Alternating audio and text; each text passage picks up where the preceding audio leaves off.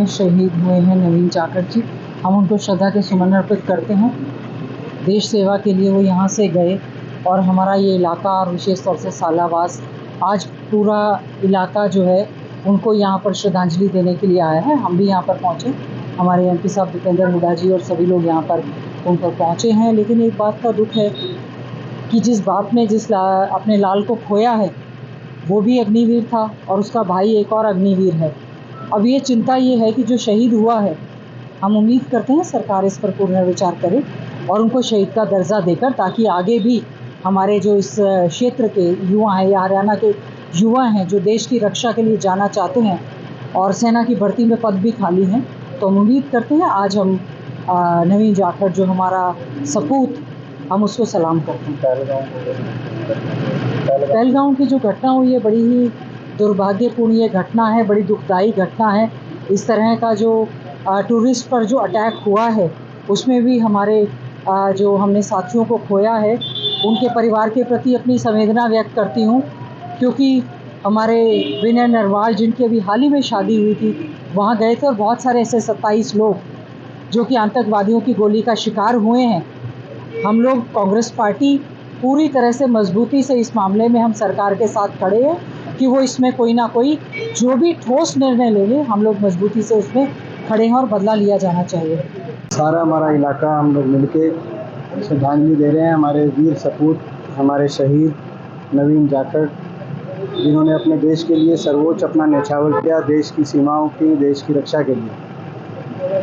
उनको हम नमन करते हैं, अपने भाई को। आज हमारे को अपने भाई की शहादत पे गौरव भी है और भाई के जाने का उतना ही दर्द भी है सभी के दिलों में। पूरा इलाके को दुख है, हमारा भाई गया, लेकिन हमें गौरव है कि इस इलाके की एक पहचान है, जय जवान जय किसान की संस्कृति इस इलाके में, देशभक्ति की, देश के लिए सर्वोच्च न्यौछावर करने की संस्कृति इस इलाके की धरती में निहित है। उसी की आज परंपरा को आगे बढ़ाया हमारे भाई ने। ईश्वर से ये प्रार्थना करते हैं इस परिवार को शक्ति दे ईश्वर इस दुख की घड़ी का सामना करने के लिए। उनके पिताजी को भी मैं नमन करता हूँ। ऐसे साहसी पिता नवीन के हैं कि उन्होंने, आज मैंने उनसे बात की तो उन्होंने कहा कि मेरे को दुख नहीं है क्योंकि मेरा बेटा देश के लिए गया। ये बहुत बड़ी साहस की बात है किसी पिता के मुंह से इस तरह का वाक्य निकलना। तो पूरे सभी के परिवार के प्रति हमारी संवेदनाएं व्यक्त करते। अग्निवीरों को शहीद का दर्जा नहीं मिल रहा। दुख की बात है कि अग्निवीरों को पूरा शहीद का दर्जा नहीं मिल पा रहा। ये जब अग्निवीर की जब पक्की भर्ती, जो अब तो फौज में संख्या में भी काफ़ी कटौती हो गई है, 1 लाख 1.5 लाख से करीब की फौज की आज तो फौज की पक्की भर्ती होनी चाहिए और अग्निवीरों को पूरा शहीद का दर्जा मिले। ऐसा कम से कम जब गोली में फ़र्क नहीं हो सकता, छाती में फ़र्क नहीं हो सकता, जो सैनिक दुश्मन की गोली अपनी छाती पे ले देश को बचाने के लिए, आप उसके शहीद में कैसे फ़र्क कर सकते हैं। इस सरकार की नीति पे सरकार पूर्ण विचार करता है। आपकी तरफ से मुद्दा उठा रहे हैं, ये हम तो लगातार उठा ही रहे हैं। हम तो चाहते हैं पक्की भर्ती हो दोबारा से। के सालावास गांव के नवीन जाखड़ लगभग 22 साल उम्र होगी, 1.5 साल पहले अग्निवीर के तौर पर शामिल हुए फौज में और बारामूला में जैसे कि जानकारी आई है, प्रैक्टिस के दौरान जो है ये हादसा हुआ और भाई नवीन जाखड़ वीर गति को प्राप्त हुए। पूरा हरियाणा, पूरा इलाका शोकग्रस्त है। नौजवान था, अभी तो शादी भी नहीं हुई थी।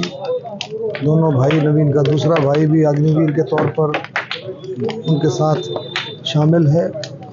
पिताजी मैंने देखा मिला में बहुत हिम्मती, देश के लिए कोई भी कुर्बानी के लिए तैयार ऐसा परिवार। उनके पिताजी से जब मैंने बात की तो बोले जी देश के लिए कोई भी कुर्बानी देने को तैयार। पहलगाम की घटना को कैसे देखते हो? पहलगाम की तो आपने सबने देखा है, पहलगाम की घटना।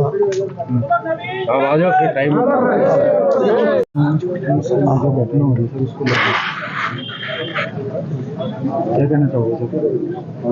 देखिए, जितनी उसकी निंदा की जाए पहलगांव की घटना की, उतनी ही थोड़ी है। पूरा देश उसकी निंदा कर रहा है और पूरे देश में शोक की लहर है और पूरा देश अब एकजुट होकर के पूरा देश पाकिस्तान के खिलाफ कार्रवाई चाहता है। माननीय प्रधानमंत्री मोदी जी ने तुरंत प्रभाव से आप देखें, अटारी बॉर्डर बंद कर दिया है। पाकिस्तान के नागरिकों को जाने के लिए जो टूरिस्ट इस पर आए थे उनको तुरंत निकालने का आदेश दे दिया है। पाकिस्तान हाई कमीशन को दिल्ली से वापस लौटने के लिए कह दिया है। इंडियन हाई कमीशन को वापस बुला लिया। सिंधु नदी समझौता 1960 का तो उस पर रोक लगा दी। तो बहुत सारे सख्त फैसले माननीय प्रधानमंत्री के नेतृत्व में लिए और कल तो माननीय प्रधानमंत्री जी ने बिहार में कि आतंकवाद और आतंकवादियों को मिट्टी में मिलाने का समय आ गया है। तो बहुत बड़ी बातें हैं। सरकार बहुत गंभीर है, देश गंभीर है, सरकार गंभीर है, पार्टी का, देश का, सरकार का नेतृत्व गंभीर है कि इसको बहुत गंभीरता से ले रहा है कि इसके कोई भी किसी भी तरह का एक्शन जल्दी से जल्दी सामने आ सकता है। लिया जाएगा। देखिए, सरकार के अपने अपने तरीके हैं। सरकार किस तरह से इसको देखती है। 5 सैंक्शंस लगाई हैं और सरकार गंभीर है। देखते सरकार का क्या एक्शन आता है।